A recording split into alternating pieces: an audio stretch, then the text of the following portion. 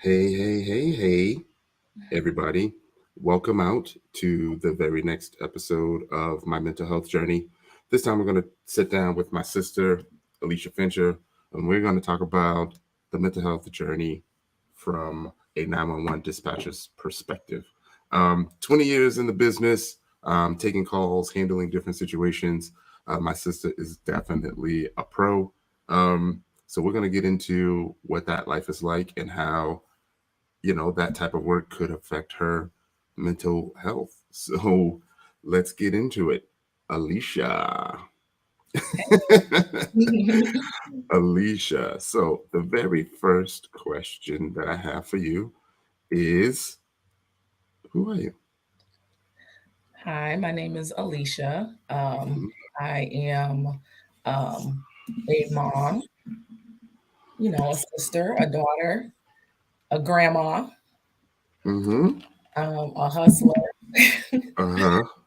um, work professionally. I am a 911 dispatcher. I hold titles of a certified training officer and a general instructor. Okay. Uh, Nice. We're gonna come back to that question. okay. You already know. So I always wanted to dive in because I know that of course you're my sister, so I see how work can affect you in life. So I think I'm going to make that the very first question, right? Before we even get into a background, because I think if you can explain how your life currently how your work currently affects your life now, maybe we could try to dissect that and break that down. Okay. So, um, so the next question is how does your work affect your current lifestyle? Um, it's hard. Um, because you need to have a lot of support to work this job. You just need support, and however that comes, whether it be a spouse, other coworkers, family members, um, you know, without support, it's really hard to do. Hmm. Um, So we got some support right now. I do have some support. I mean, Ramon, you see that? yeah, Uh-huh. yeah. Hmm. Um, Yeah. So and that's one of my coworkers. So they're here for me, and Hmm. that's what we do. We show up for each other. So yeah. Yeah. So I meant like, do you see yourself making changes in your life, either the way you handle yourself, the way you handle your kids, the way you handle family, based off 100. of, huh? 100%. Okay, let's talk I, about it. it's kind of hard. I've been doing this for so long that Hmm. it really is kind of hard for me to figure out if this is really my personality or if it's because of work Hmm. or a combination of the two. But I Hmm. am definitely very structured, very organized. Like I have to go by a schedule. I can't even Hmm. think without looking at my work schedule. I've become paranoid about certain things. I move differently because I just know different stuff. Um, and I'm sure for my son and my daughter, I know for my son, it has, he's mentioned some things and we've had some issues sometime based off of, just how he grew up because, Hmm. I'm thinking about work, Hmm. and stuff that happens outside the house. Okay. Do Mhm. you feel like that made you a little bit more strict because you've been able to see some things from the other side? I think I'd be strict anyway. I think I'd be strict anyway. Yeah, I think yeah. I think I'd be strict anyway, but I Hmm. I will say it's unfortunately not so much Hmm. strict. It's worry, Hmm. and I know I use the word paranoia, but lately, and I'm sure we'll touch on it later, it Yeah. was, more concern and worry, like scared. Okay. You know, yeah. Okay. All right. So, what is a typical day like for you? Oh, What's a normal shift like? Yes. And what type? okay. And talk about some of the calls too. Okay, that you so get first, normally? okay, so first let me start off by just saying I work for Arlington County Police. So I'm in the Northern Virginia area outside of DC.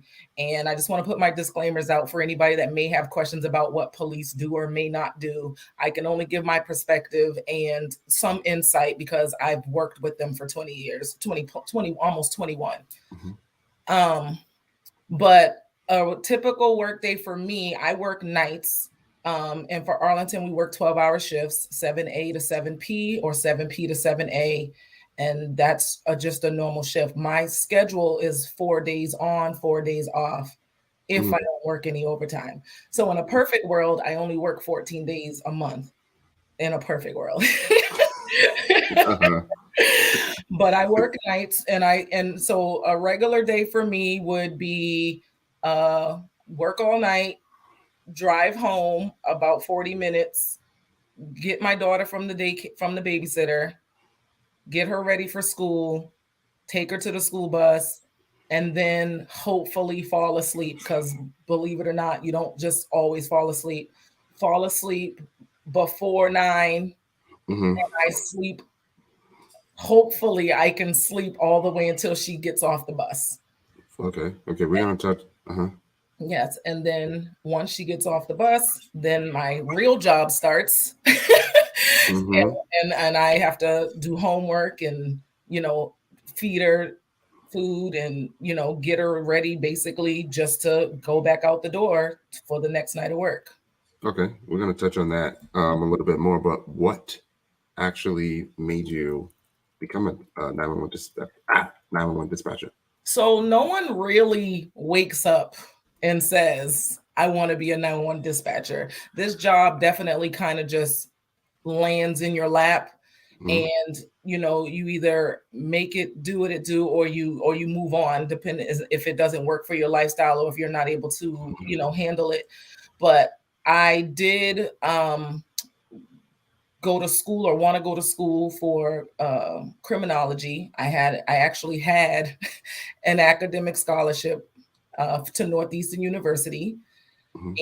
and life happened, and Mm-hmm. I had to defer a year. And when I say life happened, I got pregnant early, Mm-hmm. and I deferred a year, and I went to go work for an organization called City Year. And that's a nonprofit organization that engages youth between the ages of 17 and 24 in a year of service. I've said Uh-huh. that a gazillion times. I worked in Uh-huh. recruitment. But it was to give you money for tuition, like college Mm-hmm. tuition, or it gave you like almost $6,000. And back in 1999, I was just like, that's a lot. Mm-hmm. So my goal was to just keep doing stuff to get back to school, keep Mm-hmm. doing things to get money to go back to school. So, but I ended up doing that for 2 years. I really loved that job. It was 2 years. I worked as a core member and then as a service leader. I actually managed 16 people under me my second year at 18, 19. I got to travel to California. I actually came to DC for the first time when I did that job. I met Bill Clinton. I performed in front of Colin Powell. So a lot of opportunity working for City Year. And then after City Year, I tried to go back to school, and it just didn't work out. Again, just Mm-hmm. life.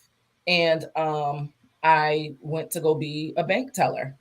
And as I was working at the bank, they had a public safety um, job fair in April, Mm-hmm.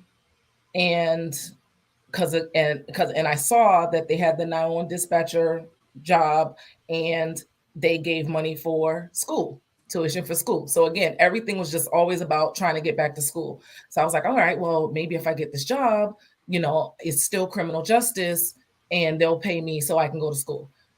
Um, Mm-hmm. so 9/11 happens. I'm at the bank, and we have this little TV up at the top, and we see everything that happens for 9/11. And 2 weeks later, I got a call to take the job, and I'm 100% convinced people quit, because of 9/11, and that's what opened up the position for me. And I started October 1st, 2 weeks later. So, and then I just got in here, and I've been doing it ever since. Okay, cool. I wanted to bring up this thing about what you are currently classified as now, because we were talking about the job. So we're actually starting from, Okay. you know, I don't want to say the bottom, but starting from the beginning, and then bring it back up. Then we're gonna definitely dig into what we had just talked about too. But talk to us about So the my government title? grants. Yeah, because I know that we have some things that that we know that the audience doesn't know. So I'm just trying to educate them a little Okay. bit more. My title is emergency communications technician. Hmm. That's like the official title, but I consider myself a 911 dispatcher. So you Not do a, answer, and you do answer 911 calls. yeah, so Okay. I can take calls and I Mhm. also dispatch. Um, yes. So there's a difference between call taking and dispatching. So we'll Yes. get into okay. Right. So hopefully it's not self-explanatory. Call taking is taking the calls and dispatching is dispatching the calls. And sometimes you do both. Okay. So dispatching is like talking to the officers and telling them where to go. Yes. And Okay. or the paramedics or the fire department. Okay. So talk to us about this classification or how they classify you in your position and how that affects work standing, benefits, things of that nature. Okay, so this is the crayon version, but basically, it's a little frustrating on my end. It's gotten better in other parts of the country, and that's the other thing I want to tell people. Not every center is the same. Like you have centers out in California that have a lot of funding and money and backing, and they have all the equipment and the technology up to date. Then you have some centers that are still writing everything on pen and paper. So that's one thing that people have to understand. Like, we're not all the same when it comes to that. Hopefully the level of service is still always going to be try to be the same, but based off of technology and equipment and whatever else, that might make the difference. But a lot of that comes with people not really wanting to put the money where it could go, to make sure that that level of service is where it could be. And we're classified, for the life of me, I don't understand why, but we're classified in the same category as taxi cab dispatchers and secretaries. And no disrespect to taxi cab dispatchers and secretaries, but let's face it, with Uber and Lyft, like, you barely even have taxi companies anymore. They're struggling. I can tell you from my experience that I haven't even heard a voice on a taxi cab line in years because there's no one there. It's either automated or it's outsourced. And people are in their homes waiting for calls. There's a delay. And secretaries, again, they handle business for what they do, but it's just not the same as being a first responder and dealing with life or death situations. Just imagine calling 911 because you're having chest pain, and I say, hold please, and I come back 5 minutes later and I say, oh, you're having chest pain? How does Tuesday sound at 2:00 for you? Like, imagine calling 911 and I treated you like a secretary. Imagine calling 911 and your mom is having difficulty breathing, and I just ask you, is this going to be cash or card? How are you going to pay for this?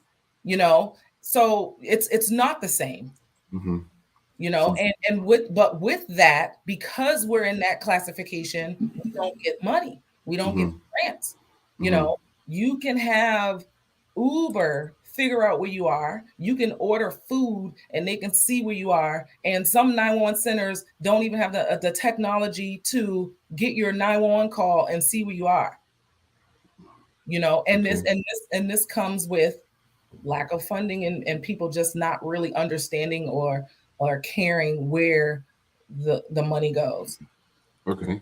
Yeah. So that leads me to another follow-up question.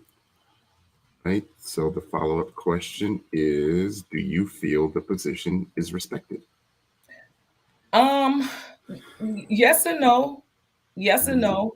no. I've been in it long, like with everything, you have your rewards and then not so much. I don't necessarily feel like people don't disrespect it. I just really think people just don't know. And that's a lot of the reason why, I wanted to do this, because I just want to educate people and just kind of let them kind of understand how it really can be. Because I tell you right now, TV, hate it, movies, hate it. Kind of makes our job a little difficult sometimes, because what people really think we can do.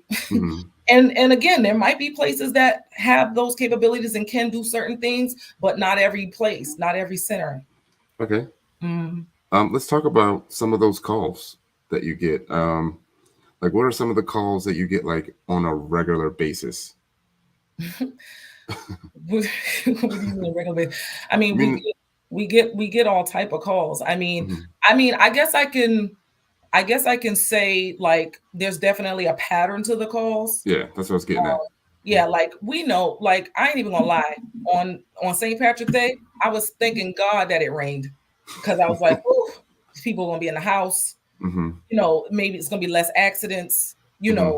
Or maybe there's gonna be more accidents because they're gonna go out and the weather's horrible." And it's just so, like, I was already anticipating a busy night, because I know that there's gonna be liquor involved, and then the weather was horrible, so it can go one way. It was gonna go one way or the other. We already know when the weekend rolls around, we're going to get a higher volume of calls for loud noise complaints or accidents with injury, or drinking and driving, or, disorderlies, or drunk in public.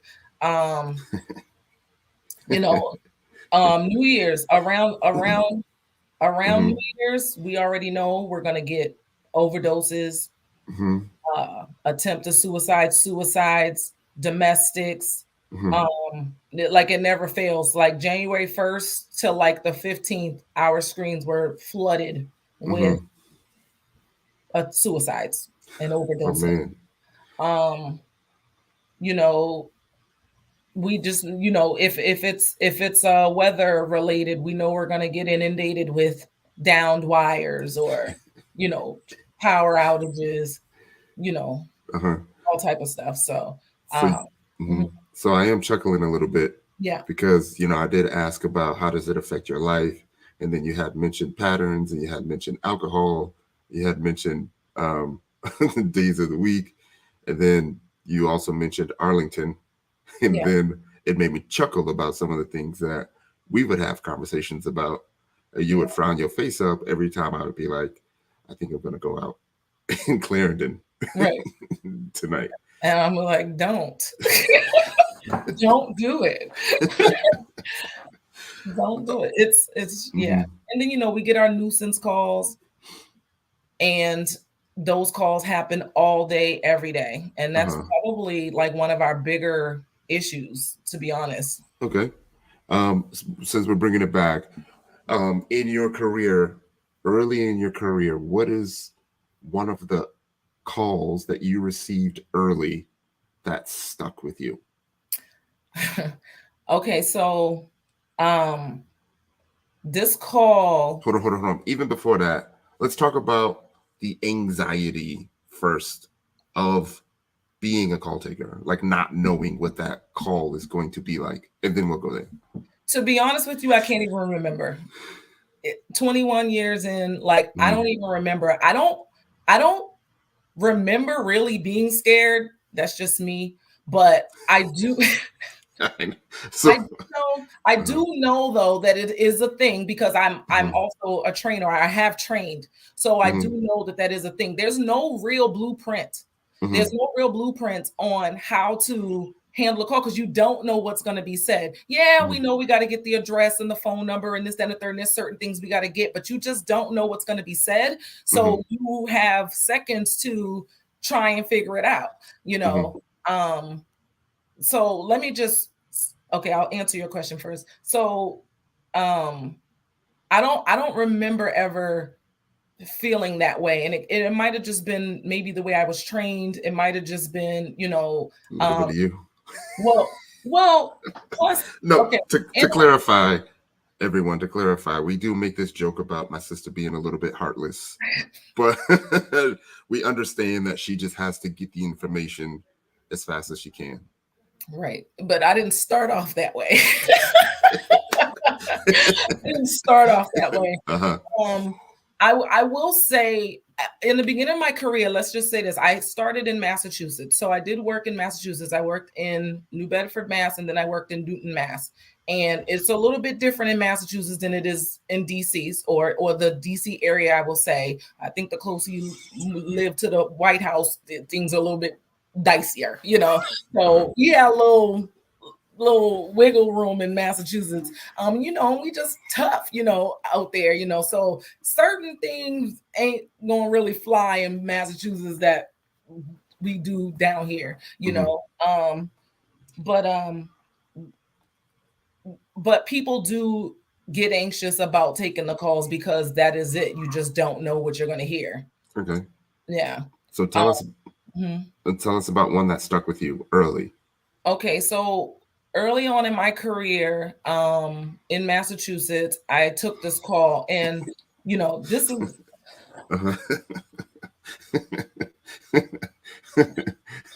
We could talk about that in a sec. Yeah.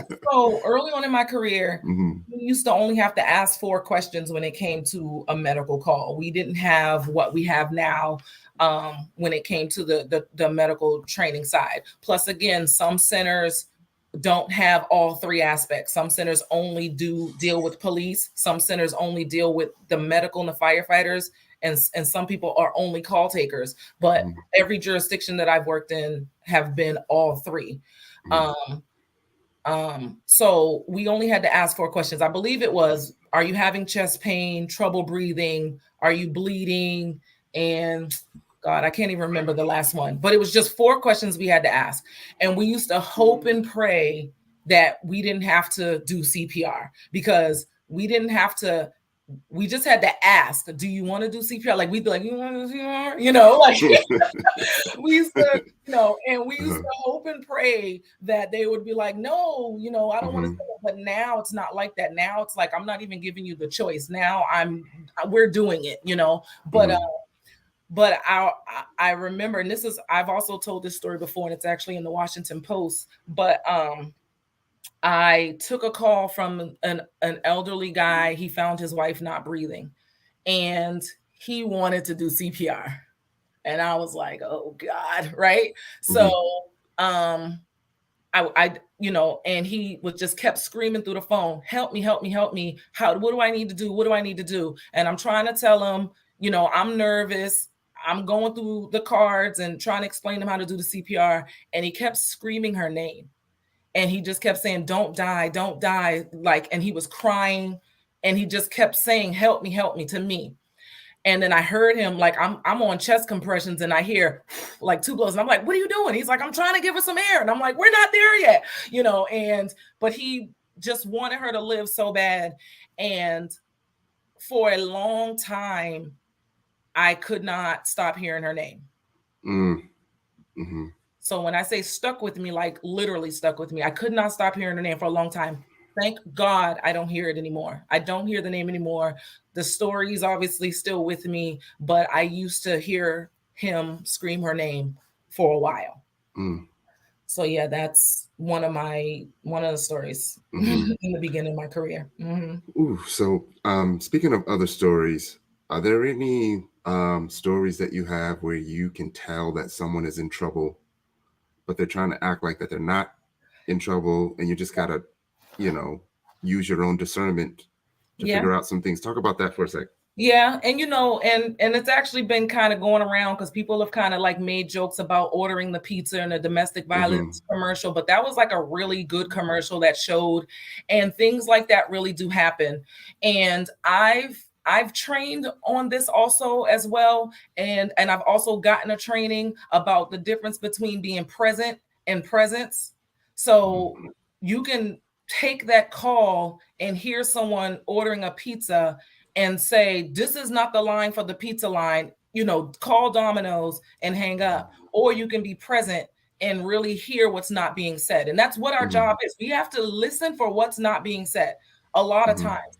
And I've had that call. I've actually had a pizza call. I've actually had a pizza call. Most recently, I've had a call where we had a text to 911, and we can talk about that later too. That's something else that's out there people didn't know. Where I had to pretend to be a flight attendant. Mm. And it started off through the text message. Oh, boss baby. Okay. Yeah, it started off through the text message. And she was saying how she was being held in the house. She didn't know where she was, and we're trying to get the officers out there. And I'm texting with her back and forth.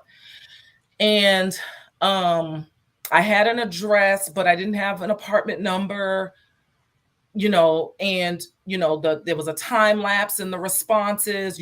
We have officers out there, they're surrounding, we're doing everything. Can you look out a window? Can you turn the TV up? Can you hear them knocking? And I just kept asking her, like, what's his name, or what's his phone number, anything where we could try to get some suspect information. And she says he's catching on. I'm on the phone, like he's asking me what I'm doing on the phone. And she was saying something along the lines of she's trying to get back home. I believe she lived in Texas or something like that. So I said to her, well, let's just pretend you're trying to order a flight, So I get him. She gets on the phone, and he grabs the phone, and I'm immediately working for Delta Airlines, and I just start talking like we're ordering this flight. And I'm just like, hey, I understand that you're trying to get this flight out. I was like, but the caller, I need your name and your phone number and your credit card information so we can book it. So, this is how I'm getting his information. So yeah, that was just like maybe a year ago, something like that. I had to deal with that. So yeah, not too long ago, I took a call where the mom was being held hostage by a guy she was dating. He had a gun. I believe he was on drugs and alcohol. She had a 2-year-old son in the house, did the whole thing through text. And she was texting me. She gave good information. She knew the names, the date of birth. Like, we ended up being able to figure out what type of person we were dealing with, which was not a good guy, and gave the officers the opportunity to set up and get a perimeter. And I'm her lifeline. She's texting me, and she's holding on to my every word. I'm in the middle of the officer and the victim. They're telling me what to say. She's telling me what's going on, and I want everybody to be safe, right? My officers and the victim. So I had to give her all the reassurance in the world that it was okay to go to the door. She was afraid to just go to the door. I knew I had officers on the other side of the door ready to go. And she didn't want to leave her son behind. And what am I supposed to say to that, right? So I'm like, just go. And she's like, right now, are you sure? I don't want to leave my son. And I'm like, they're there. And she did it. She opened the door. She ran out. We were able to get her out the door, and he ran after her. Like, he had no idea. And he ran after her, and they were able to apprehend him, and the son was safe, and everybody in the house was safe. So that was something that I just dealt with. Yeah, all through text. Oh man. So I want to highlight a comment from Marriott. Says, it sounds like a really tough job. Is it a talent or is it a skill to be able to handle such situations? Okay, so everything is OJT, on the job training. You can have every degree on the planet. There's nothing like coming and taking those calls. I have 20-something years of experience, so there's definitely a lot of things that I've done wrong. I've learned from them. Talent. Training is definitely a huge factor. I don't know if it's a talent. It's definitely a skill, I guess, that you acquire, that you just gotta, and you just hone in on it and just get better at it. You just learn to move a certain way when you're on the phone. I call it sometimes filling it with the fluff, or put the disclaimers out there. Like, I know I've gotten to the point where I know how to ask my questions to get the information that I need. Because there's been times where you might have to ask a question 2 and 3 times to get your answer. And sometimes you have to wonder, was that me or was that them? Like, for example, if I say, where are you? I want the address. So in my mind, when I say, where are you? I want the address. So they say, in my room. Are they wrong? No, they're not wrong. That's just not what I wanted.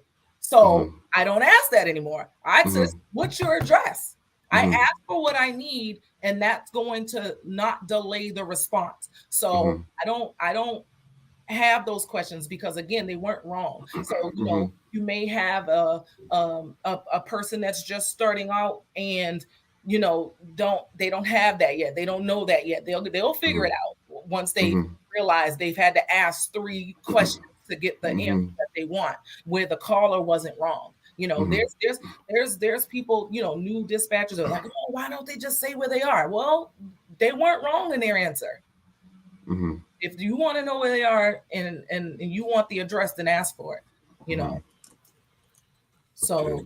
Wow. Woo. Let's talk about that. Let's talk about this closure or lack thereof in a lot of the calls. What's that like for y'all to get closure? Some people want it, some people don't. So I'm gonna just say that not all of us not all of us need it. Some calls we do want to know what happened, and we'll call the police or we'll ask the firefighters, you know, but they don't automatically tell us. Like, we are working, we are taking one call after the next. Sometimes ain't nobody got time to just tell you what happened, you know. It might be 2-3 days later we find out, reading a report or whatever the case may be, but we don't have usually don't have instant closure. But yeah, and again, some of us don't, but yeah. Are all these calls audited? Audited? Meaning, like, is there someone listening in on the other side, making sure you didn't mess up a call? Usually during training. During training, yes. So if you're training and you're new, you have your trainer listening and the person taking the calls. There's definitely a way to jump in on anyone's call for reasons of not so much to see if they're doing anything wrong. They might need help, or they might need an extra ear. You know, there might be a language barrier. Yeah. So, but yeah, we have ways to do that. Okay, talk about the text system for a little bit, because I did hear you mention that. Sophia just made me think of that just now. So there's text to 911. And again, you have to find out if this is something your jurisdiction has. Everyone might not have the funding to have it. Arlington has it. Fairfax, I believe, has it. Some other jurisdictions have it. We are not to the point where we can receive from every carrier. You know, for a while, we weren't even able to get pictures. If you sent an emoji or anything, it just comes up as garble. But let's be clear, text to 911 is for when you cannot talk. So it's not my neighbor's playing loud music. Like, that's an abuse. That's treated like an abusive 911. So I understand that everyone texts now, but this is still 911 and we're still dealing with emergencies. And when that text goes off, you're taking a body away to handle what they think is an emergency for sometimes nonsense, you know, and it's for when you cannot talk. Okay. I think this might be close to one of the questions by Shane. And I just want to make sure we try to address most, if not everything. Yeah. Is that similar to like EDP? Like, I don't know what EDP callers means. Right. So EDP is an emotionally disturbed person. And that's what I was getting at when I say we have a lot of nuisance calls. And this is what takes up a lot of our time. And since we're on a topic of mental health, you know, we deal with a lot of callers that have mental health issues. And I don't know what it is. And it's been like this for years. I don't know why they call 911. I don't know why. Some of them, that's the only thing their phone allows them to do, because a lot of people just homeless people or mental health people, sometimes they just have a 911 phone and they just call us and they don't have nothing to say, or they berate us, or they talk nonsense. They speak in other languages. And if I'm lying to you, if it's not 200-300 times a day, around the clock, and it's an abuse of 911. And there's been times where 911 calls are on hold because we've answered this call that's nothing, but we have to answer it every time because we just don't know. I can't hear you, Ty. I was muted. So this is actually a two-part question. Yeah. So I do have a follow-up question to this, because we were talking about the mental health of people. So are y'all trained to deal with mental health? Yeah. So, and again, I'm speaking on Arlington, but for the most part, everyone across the board is getting trained. We get trained on mental health. We get trained on all types of mental health and anything new that comes out, ODD, all type of disorders. Like, there's so many new things that always come out, and we do get the training on it. And we get trained more education, so that way when the caller calls in, we kind of know what this might be, but we're not the therapist or the behavioral health. So sometimes maybe we can recognize what's going on and then shoot them over to whoever they can get the help from, because there's people that get paid to do that. But yeah, we do have some level of training so we can understand, and it's rampant. And with COVID, it, for some reason, even more. Okay. And new stuff. Yeah, we're definitely going to talk about COVID. Yeah. But the follow-up question to that was, do you all receive mental health therapy? It's offered. It's offered. So it's for us to go if we would like to go. We won't get denied. I will say personally, I don't think that we're thought of first sometimes. There's definitely been some critical incidences, right? Let's just say the last one, the storming of the Capitol, right? The officers probably had a whole mental health day. They probably had counselors come in, talk to them about it. Like, we're always the last one. Oh yeah, maybe dispatch wants some pizza.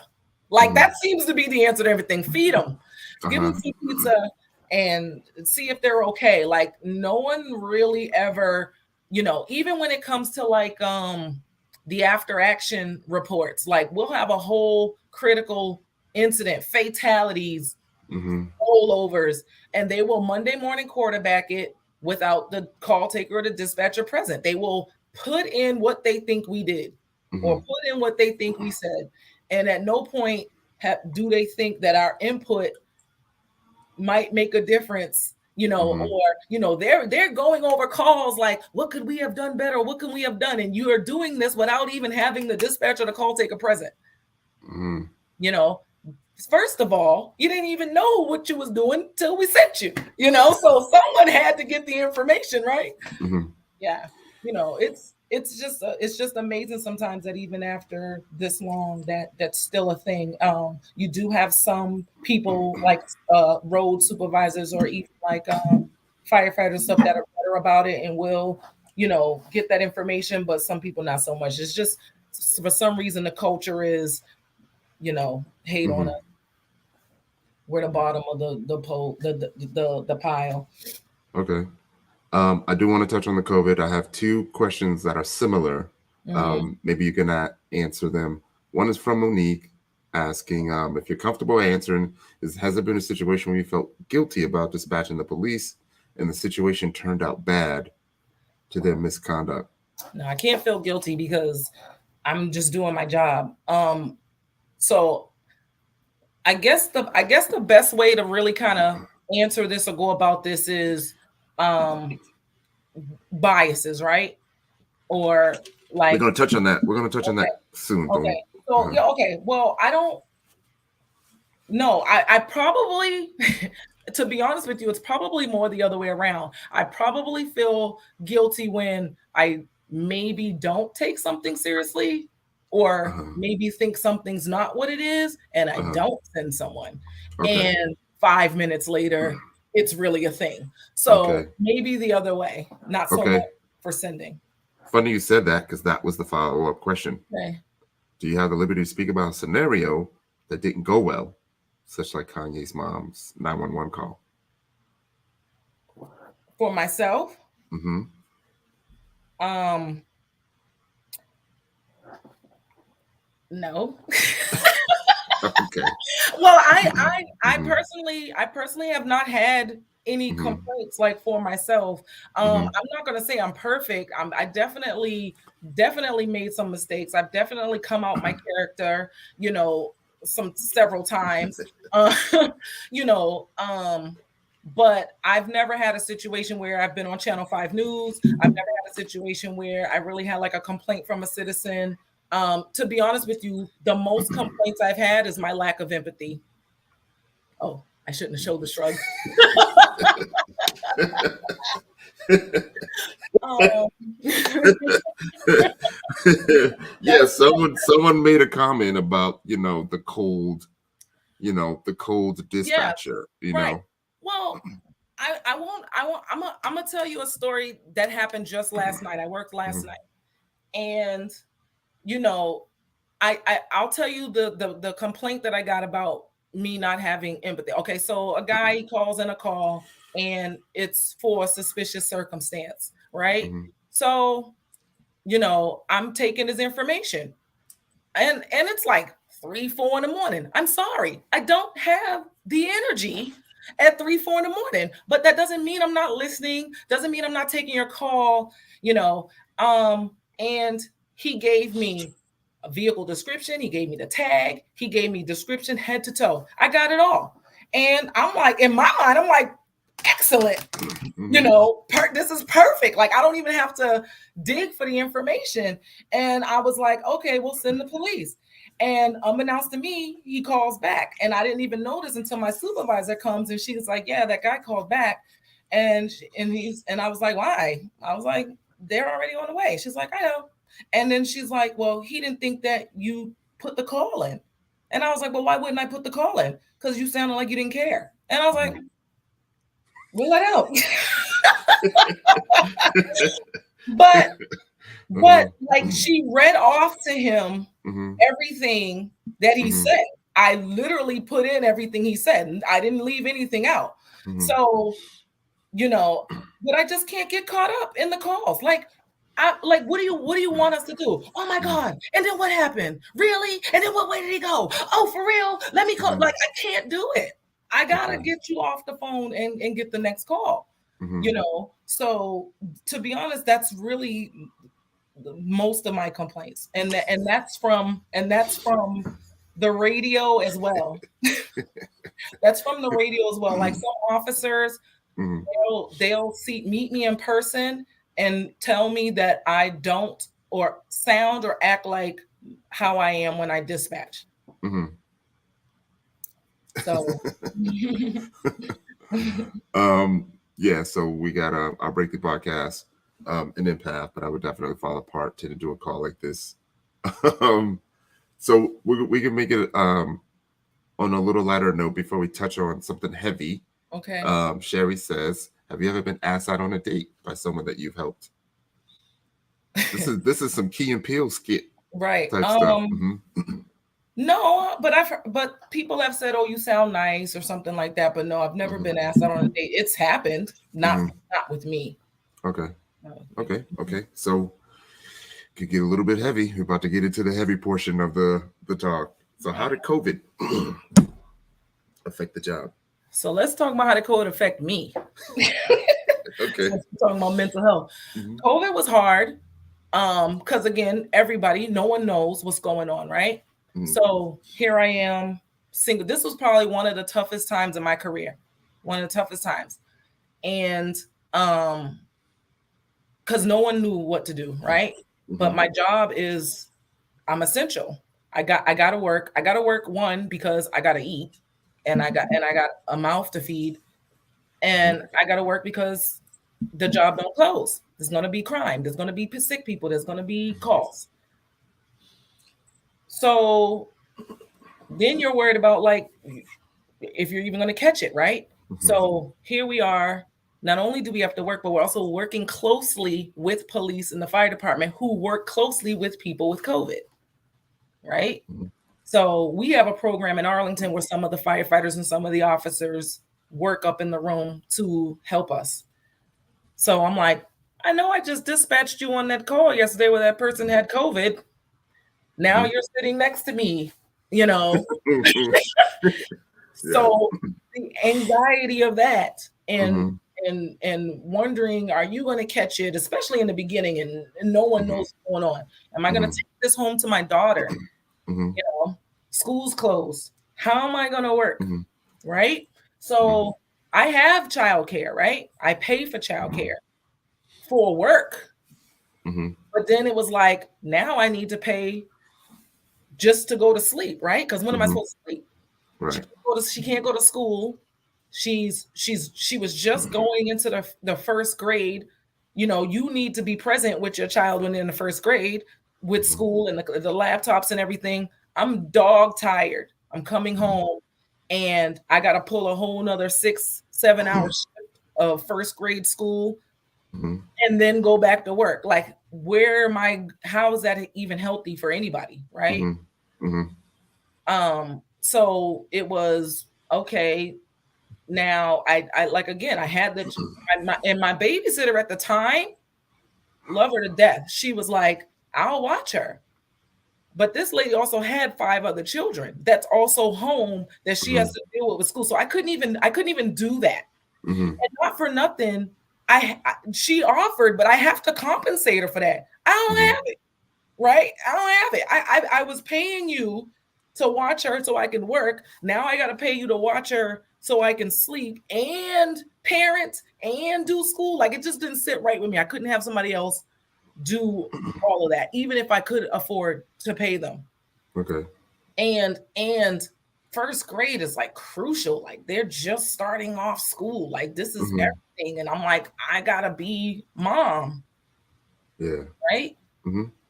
But then I gotta go to work. You know, so it was really, really hard. I ended up sending her to her dad for like 2 months, just so I can kind of figure out what to do.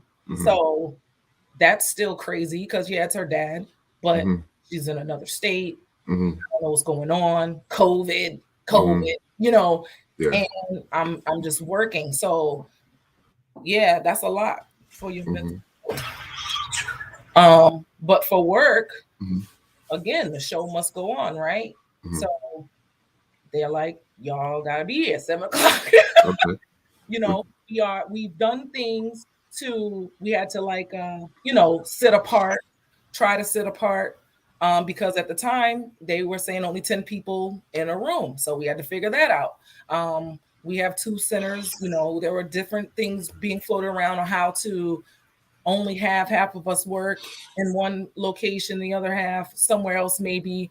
One of the good things that came out of it was our remote call taking station. So that's kind of like what you see behind me. I can work from home. And so just to be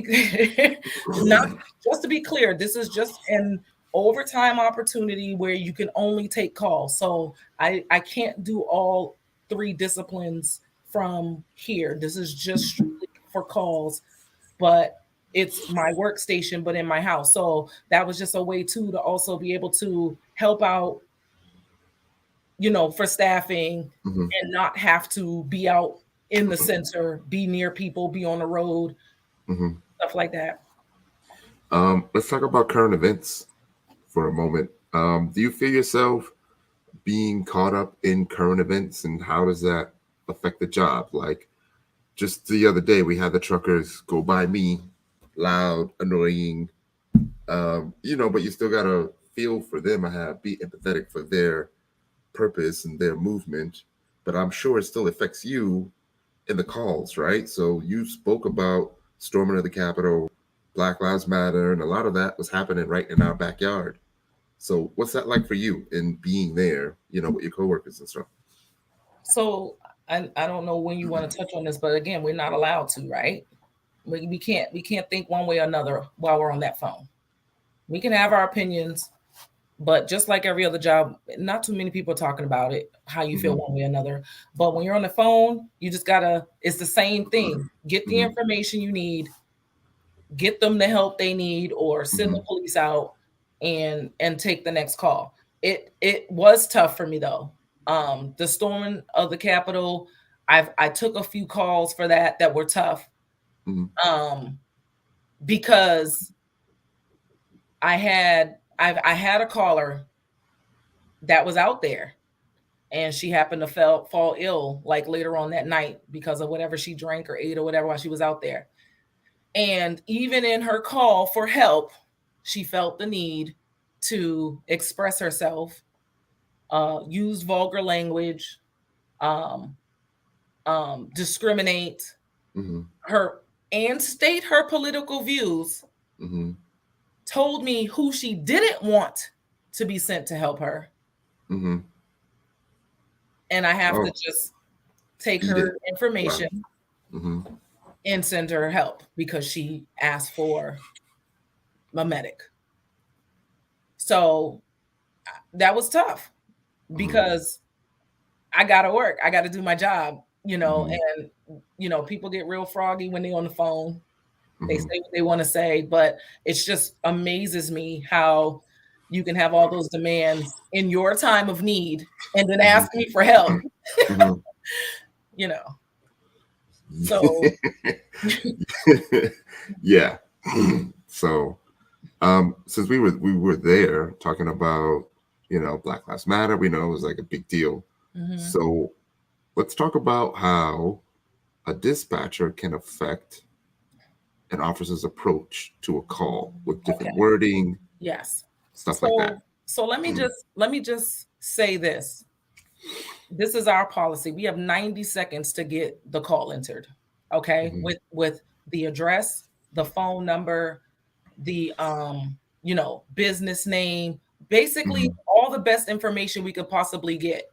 Figure out what's going on. We have 90 seconds to do this. So for anybody that thinks that we're not getting them out there quick enough, think about that sitting on your back. I might get fired if I don't get this in 90 seconds. Like, that's always here. I got to enter this in 90 seconds. That's our standard.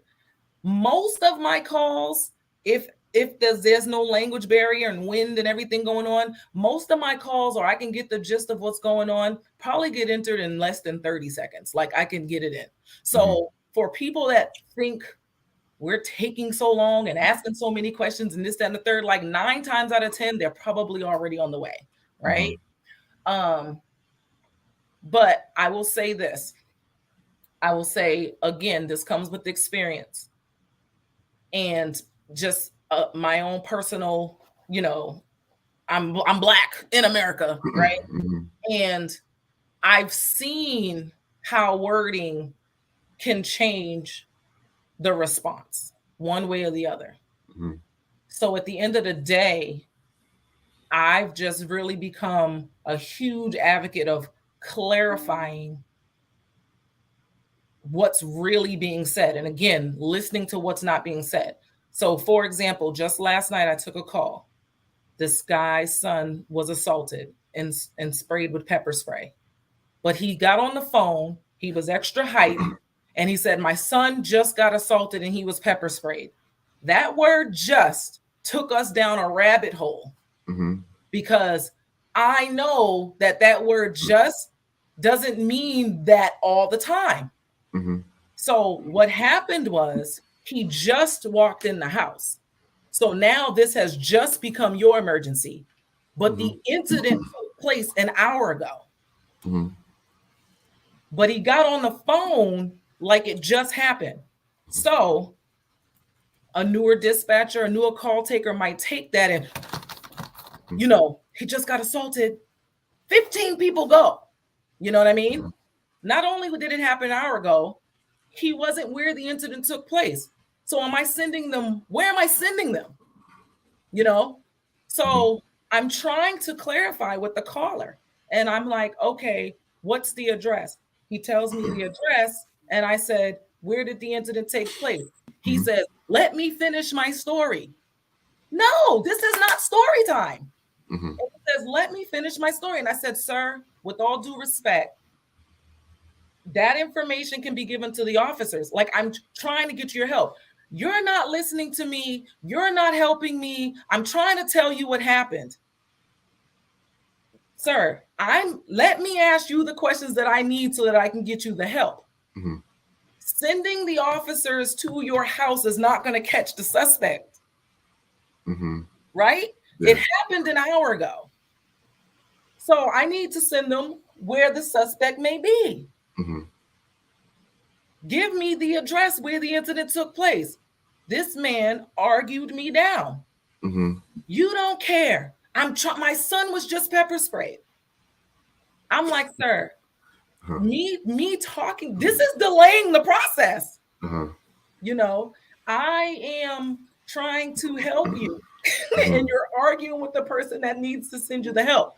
So I asked him, does he need an ambulance? Because now it's been an hour. I don't know if he's got well or still needs an ambulance.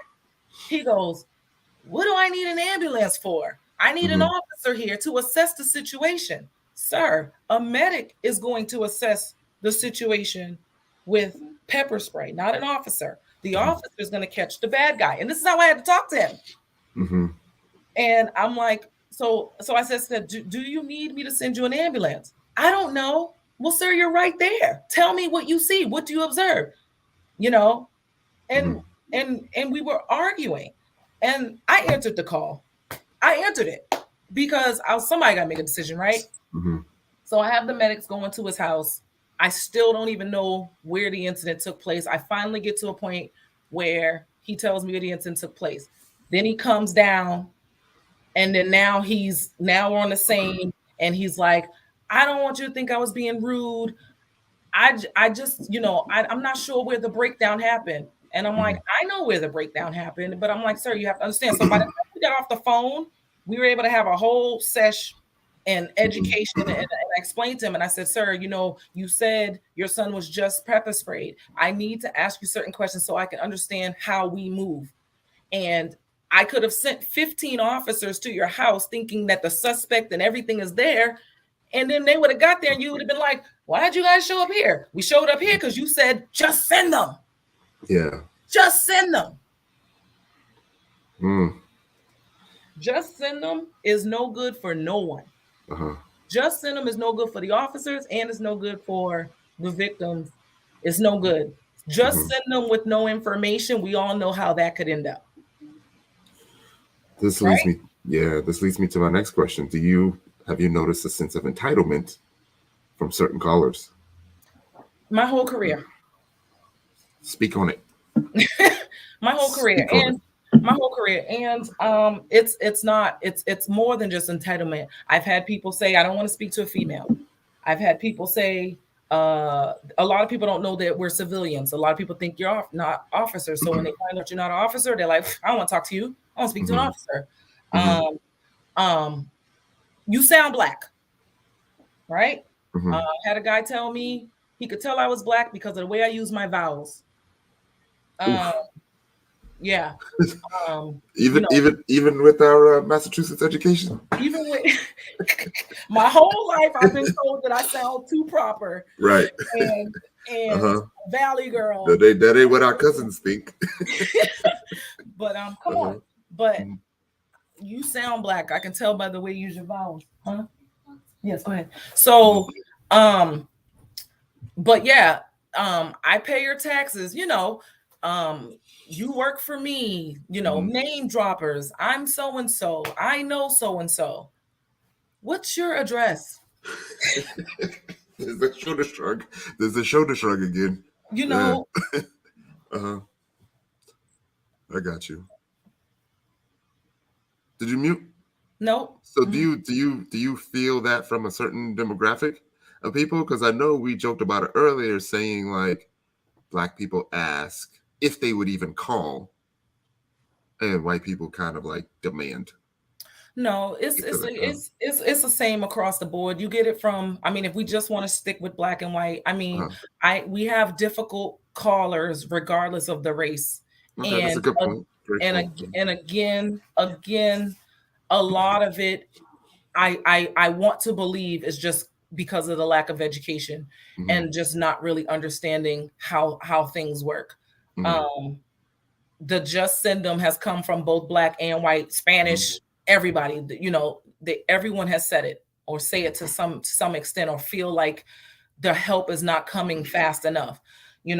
People will give you false information because they think it's going to make them get there quicker. That doesn't help anyone. You can waste resources lying and saying certain things are happening when it's not happening. Calling and blurting something out and hanging up doesn't help anyone. Give information the best you can, and that's going to be best for everybody because it paints a picture, right? So, again, I was telling you, we have 90 seconds to get this call in, right? Also in that 90 seconds, I got to deal with strong accents. I got to deal with language barriers, older people, younger people. You have to switch what they say and turn it into our jargon in less than 90 seconds. People call and use slang. We don't put that in the call. If someone calls and says, this, am I for this and da-da-da-da-da, use vulgar language. Like I have to translate. All this is happening. I got to hear your emergency, translate what you're trying to say to me, and put it out in a professional way, right?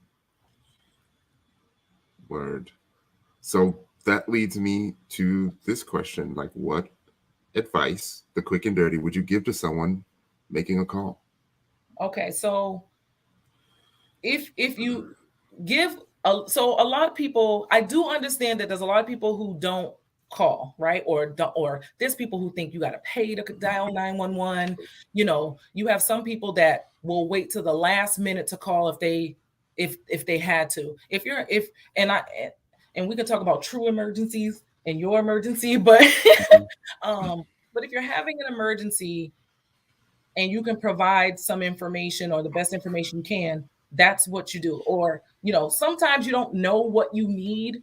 Sometimes people don't call because they think they need to have so much stuff like if they want to call in an accident. Sometimes people feel like they need to know the make and the model and the this, that, and the third. Trust me, we have ways to figure it out and ways to break it down. If you don't know the make and model, I'm going to ask you, is it a sedan or an SUV? What color? If you don't know the tag, fine, but, and if you have it, give it. There's people who omit information. Like they get to a call, the officers get on scene, they got all the information in the world. Why didn't you tell that to me? Because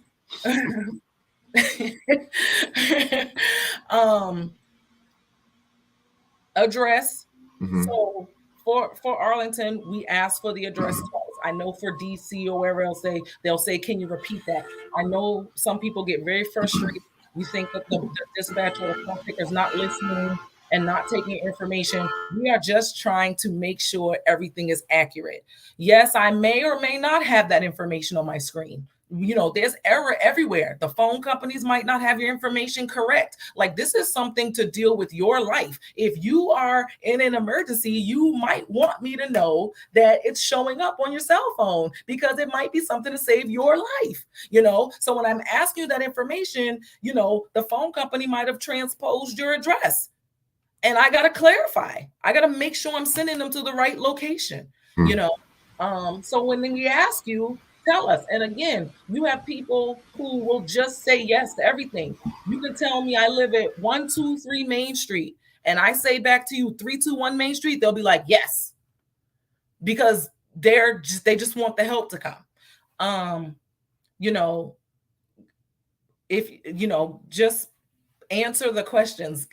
Okay. And then I want to talk about anonymous, like being anonymous and how it affects things down the line as well. Yeah. Speak on it now. Okay, so I do know that a lot of people don't want to give their information when they call, right? So you can be anonymous and still give your name. You can give your name and still be anonymous. No one's going up to the scene and saying, Tyrone called, like that's not how it works. So you can provide your name and still be anonymous. Now, if you are truly anonymous and you do not give your name and give no information, just know that it takes the validity of the call, like it lowers it, like the call is in court like garbage at that point. So in the moment, I understand, there's some people that are afraid of retaliation, and for whatever reason, they don't want to give their information. Like, people are scared to give their name when they're calling in something good. They don't even want to give their name. But I learned this in a training. So this is a lot of what the lawyers look for when they want to get their clients out. They look to see if the caller was anonymous. And you can have the best information. You can give me the play-by-play. I'm looking at them right now. You can give me the description, head to toe, the blood type. You can give me the car. You can give me the tag. You can give me the direction of travel. We can catch the suspect based off of your information, right? Because the information you give us. Yes. Because the information that you give us is what allows the officers to do what they can do, right? This is what allows the officers to say, hey, you're the suspect because I'm getting this information, right? So that's what allows the officer to be able to stop you and check you or whatever, because we had someone call us and say this is what it is. Now, if it's right or wrong, that's other stuff I can't be bothered with. But this is what allows the officer to be able to do that. You get to court. Everything about this call is saying he was there at this time. He did it. We don't have a caller. We don't have the person was anonymous. That means they don't even exist. That means we good. He gone. Case closed. So just know that sometimes, like, if it's a major crime or something really going on, you can give your name and number and say, I would like to remain anonymous. But if you're truly anonymous and don't give anything, it's as good as trash. I can't hear you, Ty. What advice would you give to other dispatchers? As far as what? Like, if you had like maybe 3 to 5 things to tell them, you got all the dispatchers in the world listening to you right now, but you only got about a minute and a half to tell them something. What would you tell them? Train. Find your support. And definitely just try to have some type of work-life balance. I guess. Keep going. I mean, if we're staying with like the mental health aspect of it, I mean, that's just what it is. Like you got to have some type of release, and like, don't have this stuff bottled up, because it's going to come out in your calls. I know when I've worked too much. I know when I'm burnt out. I know it's time for a mental health day, because it's going to come out in my calls. I know I get shorter. I get short with people, every phone call I hang up on, I got something to say. It's a problem. It's escalated, and I know it's coming from me. So I'll be like, okay, I've worked too much. I'm tired. Somebody's going to get hurt. Word. This is a good question. From our Breakthrough podcast, what role does your faith have, if any, in your approach to your decompression period? Let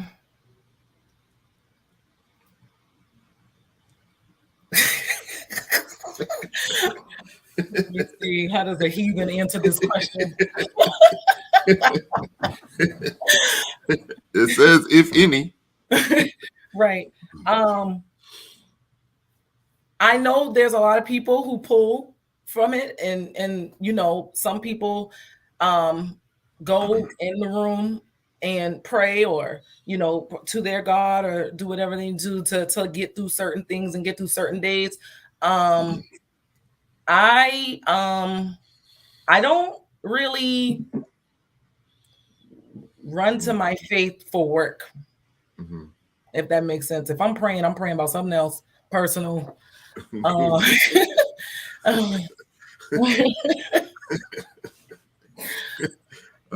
because I have, like, if you haven't already noticed, like I'm an extrovert. I talk. I learned this in a training as well, something called brain dumping. I'm a brain dumper. Like I release it, it happens, I get it out, I say what I need to say, I yell, I scream, if I'm happy, if I'm frustrated, like it all happens right then and there. And then when I get in that car, I'm already thinking about what I'm making for breakfast for my daughter. Like, so yeah. So it's now time to get to the positive part of the show. And for the positive, I want to make sure that I highlight you. But let's talk about one of your best or one of your most favorite calls. Favorite call. I don't even know if I could even say something was a favorite, because like we have calls all the time that end right. So that's a good day. Like if no officer is shot, you know. Yes, Sherry. Yeah. If everybody goes home safe, you know, like the cliche stuff, like that is always like a good day, right? And a good thing. We've had And you save lives. Yeah. Save lives. Right. So let me talk about like triggers. Like so the answers are kind of hard to answer sometimes, because sometimes they only make sense to other call takers and dispatchers and not so much to the regular world. So I can explain to you some situations where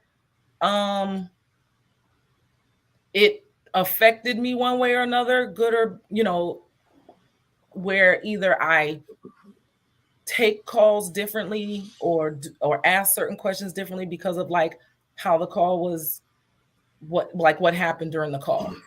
So I guess the best way for me to do is just give you these examples, right? So I took this call.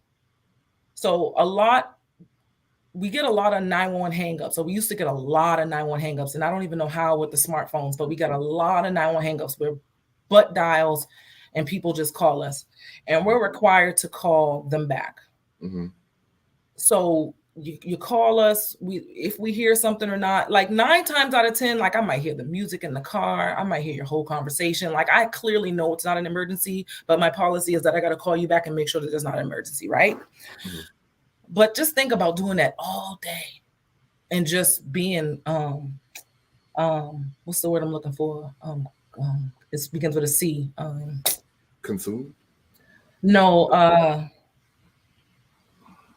I can't think of the word. Like you basically just get used to just doing the same, complacent, right? Like like, okay, we're going to get this call. Let me call it back 3 times. And again, it's that whole being present versus presence type thing, right? So I get this call. So again, this is a landline call. So if you guys don't know the difference between landline and wireline, one is your landline, one's your cell phone. So a landline call is always going to give me your location. A cell phone is going to give me the closest cell tower. So luckily, I got a call from the landline, and it was a business. And I got a lady on the phone. So it was an open line. And I'm like, 911, where's your emergency? You know, and I just hear nothing in the background. So a part of me is just like, all right, it's another 911 hang up, but I have an address. So good, boom, we got something. So since I have an address, I can enter a call. I don't hear anything. So I could have hung up, because my job is you don't hear nothing, hang up, call 3 times.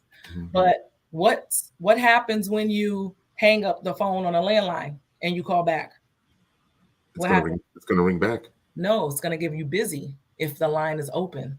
Remember landline? Yeah. I think so. So if you call back a landline and their phone is off the hook, you're going to get busy. Something in this day, I did not do that. And I listened. So I hear this now with new call takers. I hear this now. Hello, 911. Hello, anybody there? And I'm always like, if you're talking, how can you hear? Maybe they can't talk, you know? And I always just say, take like 10, 15 seconds just to listen to the background and see what's going on, right? So that's what happened. I listened to the background and I heard this very faint voice. And I can tell, you know, it was an Asian lady. I could tell from the accent. And I just kept hearing her say, can I help you, sir? Can I help you? You know, and I just heard this loud, just man in the background just going on a rampage. All I can do is type what I hear. I hear a lady speaking quietly, asking for, you know, if she could help him. I hear somebody yelling in the background. Couldn't even really hear the words. I can just hear them yelling in the background. So we have the address. So the officers are responding. My dispatcher just happens to be sitting right across from me. So she can hear me. So she's basically pushing out the information because she can hear me, not even so much because she's reading what I'm typing. And I say to her, so, you know, and the officers are asking certain questions, and my dispatcher's like, we're trying. It's an open line, which means there's no one on the phone. And the lady, I hear the chimes. You know how you have like chimes at a business? So I hear the chimes go off, and I say, I hear chimes, they must have left. So then I hear the chimes again, and I type that in, heard the chimes, they come back in. The lady gets on the phone and she says, help me. And all I could say was, does he have a weapon? Like if you had one question to ask, right? I said, does he have a weapon? But she put the phone back down. So I never got that answer, right? I don't know. Clearly she left the phone open for a reason. So I heard her kept saying, do you want me to call corporate? So now I know she's trying to get back to the phone. You want me to call corporate? Do you want me to call corporate? And, you know, and he was just going off. And then finally I hear the officers, get on the ground, all this stuff going on. Then the lady comes back on the phone and she says, thank you. I know. I know. And that's not even a bad call, right? It's not even like a good call. Like, so people ask me all the time, what calls are bad, and this, that, and the third. But what tore me up so much about that call is the what ifs. The what ifs tore me up about that call. I immediately had a reaction, a physical reaction, and I had to step off the floor because I immediately started crying because I what if to myself. What if I hung up and tried to call her back because I didn't listen? And I what if to myself so much that I got emotional, but it turned out to be a good ending, you know, and the lady only said 2 words, the 4 words, you know, like help me and thank you. So yeah. So now when I tell you certain calls make you do things differently, now I don't do my 911 calls like that anymore. Like I always listen. I always stop saying in the phone, 911, can I help you? Hello, anybody there? Like I just listen. And then if I get to a point where I really feel like I don't hear anything, I'll hang up and then I'll make my calls back. Yeah. I like this question to try to like kind of lighten it up a little bit more. How's your job impacted your relationships with your family? Do you catch yourself being short with people in your life? Only you. I think, or I hope now after 21 years, you guys understand, but it was definitely hard in the beginning, and it's hard with friends. It's hard with relationships. Like you can just imagine, like I've been working nights the majority of my career. My whole 20s, my social life was work. You know, people just don't understand it. People swear to God you work all the time when I only work 14 days in theory. You know, I just don't work the same hours. I just don't have the same days off. So, yeah, you know, people used to call, like, people think just because you're home during the day that you're doing nothing. Oh, you've slept all day. I've worked all night. Like, when am I supposed to sleep? You know, in the beginning, you know, running errands for people just because you're home during the day. I have to be alert for work. Like, I have to sleep. You know, people think you only just need 2-3 hours. It's noon. The sun is out. What are you doing? Let's go to the pool. I'm tired. You know, I'll catch you on my days off. So you know what I started doing? 3 a.m. I'm making phone calls. What you doing? What you doing? The moon is out. Look at it. It's pretty. Come on, let's take a walk.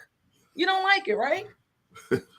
You know, so you know, yeah, I've definitely a lot of my lessons you taught me come from the things that happen at your job. Yeah. So that's my son. Yeah. I know one thing is time is crucial. Yeah. So if Aleisha says, meet me here at 6:46, then damn it.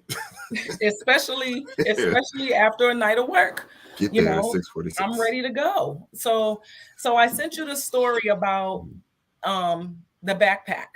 And I don't know if Alan will remember this or not, but you have triggers, right? Sometimes you don't know what your triggers are. Like, as hard or as cold as you think I might be. Like, I still have triggers, but sometimes we don't even know what the triggers are until they happen, right? So I remember, so this kind of goes back to one of your questions where you say, does my job affect like how I do things? So when my son was 12, this is before neon became cool, the neon highlighter color. So when he was 12, I made him carry this neon backpack to school because he was a walker. And again, I'm working these long hours. There were days where I didn't even see my son, right? You know, there were days where I didn't even see him because of school or activities or whatever the case may be. 12 hours is 12 hours, how you cut it. It's a long day. So I used to make him wear this neon backpack, and he hated me for it. Mom, this is not cool. This is ugly.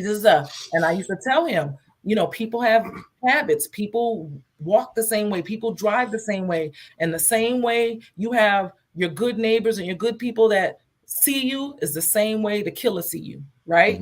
The same way the criminal is watching you. So if anything were to happen to you, at least I know you got this neon backpack. Like, I need something. Because I know as a call taker, I'm going to be asking those questions of someone else. Tell me what color their shoes are, their laces. So I take this call from this lady. She's hysterical. Her son is missing. So I don't live in the jurisdiction that I work in. So her son is missing. I take the call like normal. He's 7. So, you know, he's 7. So she's giving me all the information. She's telling me her son is missing. She's like, I don't know where he's at. And I says, okay, give me a description of him. White male, 7 years old, gives me the whole description. Then she says, and a neon green backpack. In that moment, her son was my son. I had a physical reaction. My whole body got hot, flushed right through me because nobody couldn't tell me my son wasn't missing. Just off of that neon green backpack. And me and this lady, we was on this phone call. We was about to find our baby. You know what I'm saying? And, you know, she ended up finding her son. They were reunited. I immediately got off the floor and called the school. Again, white male 7, my son's black male 12. Clearly not the same child, but I had to go call his school, make sure he was there, and everything was fine. Just off of that neon green backpack, and that was a trigger for me. Wow. I can answer this a little bit. So I'll make sure, like, if I'm out and about, I normally don't tell Aleisha. I normally don't let her know that I'm a little tipsy. You know what I mean? I always worry about, like, if I was to post an IG story of me, you know, at the club or something being hyped, I would get like the eyeballs from Aleisha, like, or get home safe or whatever. But yeah, I am older, but you probably wouldn't tell from our interaction. We call her Deuce. You know, she is the other mom. She helps, you know. Yeah. Sister. I am a little bit more investigative. I don't know if that's again my personality or because of work, but it has definitely Mhm. been a problem even with relationships or whatever because I need clarification in every way, shape, or form. And I've had people in relationships like you are beating me down with these questions, and I'll be like, well, I just gotta know, like, like So yeah, definitely because I've learned that certain words can mean Mhm. certain things, depending on what you put on. Like I phrases, right? Mhm. Um, took a domestic call. This guy says to me, can you send the police? I'm having a fight with my girlfriend over some keys, and now her mom's over here having a heart attack because we're having a domestic issue, this, that, and the third. Boom, boom, boom, boom, boom. I send the police. Police get on scene and they say, where are the medics? And I was like, for what? They was like, his mom is having a heart attack. And I was like, oh, that's what he meant? She was having a real heart attack, not in the way that we usually use it. Mhm. So you gotta. So now I tell you, anytime anybody says something, I always say, now, did you, even if I say, do they have a weapon? And they say no, I'll say no, they don't, or no, you don't know. There's a Okay. difference. Uh-huh. Word. Word. We're about to wrap up, but Oh, we can't wrap up without giving you your flowers. So mhm. let's talk about some of your awards and accolades that you've gotten in your 20 plus years on the job. I've gotten so we have National Telecommunicators Week every year for the dispatchers. Mhm. It's actually coming up April 10th to the 16th this year. Mhm. So thank a dispatcher. Um, Mhm. this it's just the 1 week because that's it. The 1 week Mhm. that they do everything for us. They feed us, they give us awards, gift cards, everything under the sun, news, flowers, everything. And then come the 17th, we back, you know, we back. Mhm. Um, but for the most part, these are nominations that are given to you by your peers. Mhm. So I've been awarded trainer of the year several times, and I've also received a county excellence award for a program that I started at my job and implemented a program for new employees, peer coaching program. Uh-huh. So yeah. See your background. Oh yeah. Okay. Thank you. Word. I'm on the list. Word.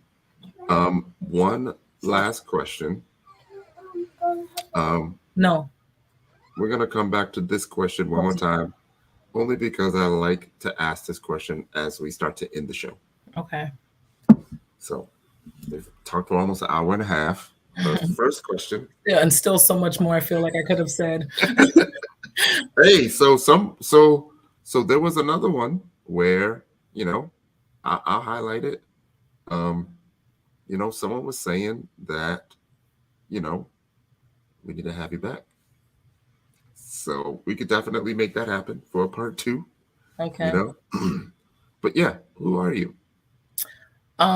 If we're Just, professionally, I mean, all of it, mental health, professionally, like where are you staying, like. well, I will say that I think I've done a pretty, I mean, you can let me know, but I think I've done a pretty good job with my work-life balance. Hmm. Um, I travel, I make Hmm. sure I take the time out for me and Hmm. my children, my family. Hmm. I You did, actually just got my very first tattoo ever in life with my with the family. and I'm gonna get it too. I'm gonna get it. I'm gonna Yeah. get it too. Um and then I work out, like, or I Yeah, try to. I like, can't. like mhm, I can't say you have done a better job um, understanding other people. You were mhm, talking about a class that you took that helps yeah, you understand people, and yeah. I feel like that helped us. Yes, it did for sure. I was Uh, actually just talking to a coworker about that the other day because I was giving him that information. It was a 3-day mhm, training that has impacted my life professionally and personally. And I took mhm, this training before I even moved down here, and it has helped my sanity mhm. and it has helped me figure out how to deal with people, callers, This is and this is a funny one. You have to yeah, deal with me, so you're an expert in mental health. yes, seriously, seriously.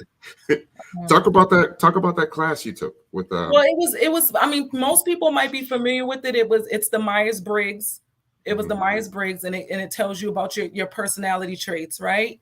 mhm, But it's just the way this lady did this class that just had so many eye-opening like things that again helped me understand people outside of work and and in work.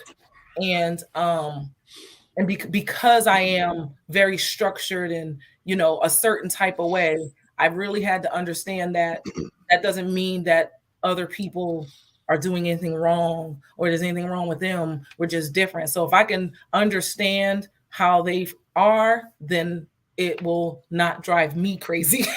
mhm. Do you want me to give like the analogy, like one of the closet Do it. analogy? Do it. So she basically said, you have a judging person, which is myself, and then you Mhm, have a perceiving person, which is Tyrone. And she says, the task is, um, you wake up at 8 o'clock. She says, I need this closet to be organized. And she shows a picture. This is what I need this closet to look like. So she says, the only rule is to have it done by 3 o'clock. This done by 3 o'clock. mhm, So she shows that she gives the instructions to both the perceiving person and the judging person. And she says, okay, that's it. So the judging person is probably gonna set their alarm clock for 8, wake up, make their coffee, put a to-do list together, go to the store, get color coordinated hangers, and have this timeline where a perceiving person, Tyrone, might, I'll get up when I feel like it, yeah, I'll get around to it. Yeah, let me This go has get got to be long as it's done by 3. right. So 3 o'clock comes and the closets are identical. So the Mhm, job got done. So the question was, who was wrong? No one, right?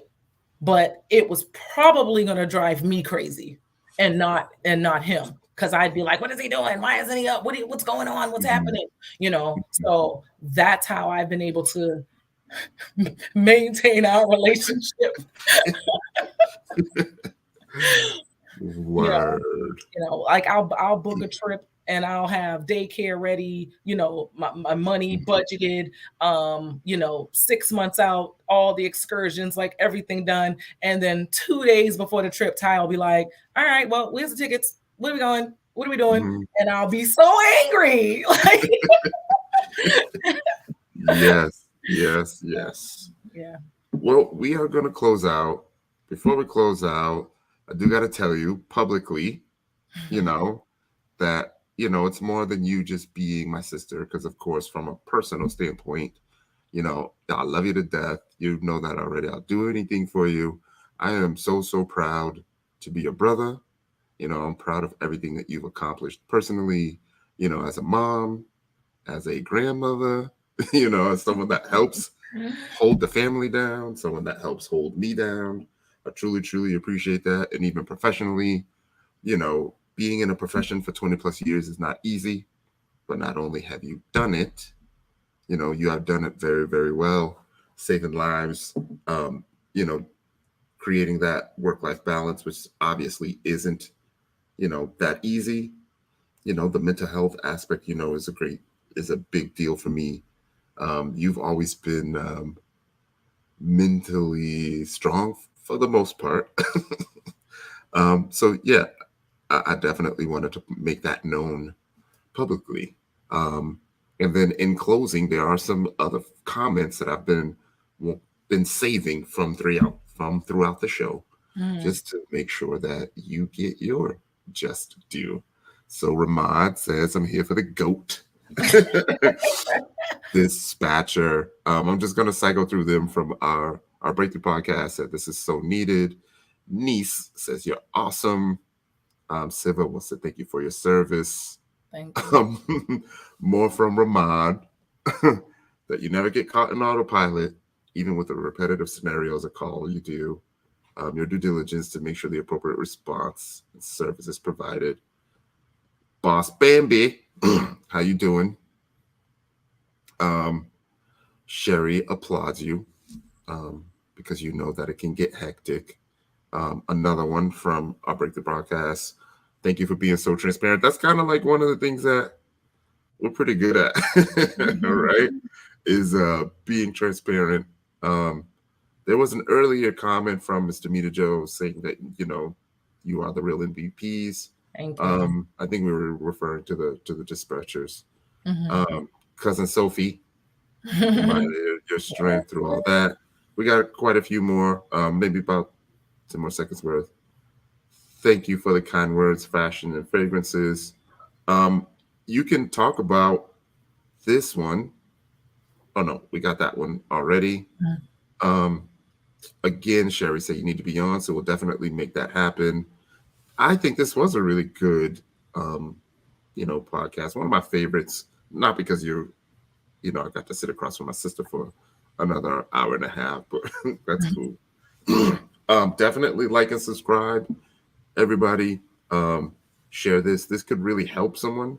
It could also help a dispatcher prevent someone from getting shot, even if it was just, talking about how to respond to a call or how to set expectations for an officer as they get on the scene.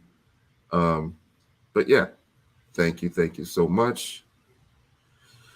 So yeah, niece loved it. All right. So I just wanted to just say too, give us a break sometime. The dispatchers get a bad rap a lot of times in the news and what they did wrong. And what I just really, and this is just based off of my experience and then something that just happened to me recently. But what I really just want people to understand too sometime is like, we understand that this might be your first time ever calling 911. So we're going to treat it like that, right? But what a lot of people don't understand or what they think is that their call is the only call we've taken all day. So, when I say just have some, I don't know what the word is, grace, I guess, because, and again, I know you're trying to close out, but I just wanted to share this last story because it was another a call that affected me.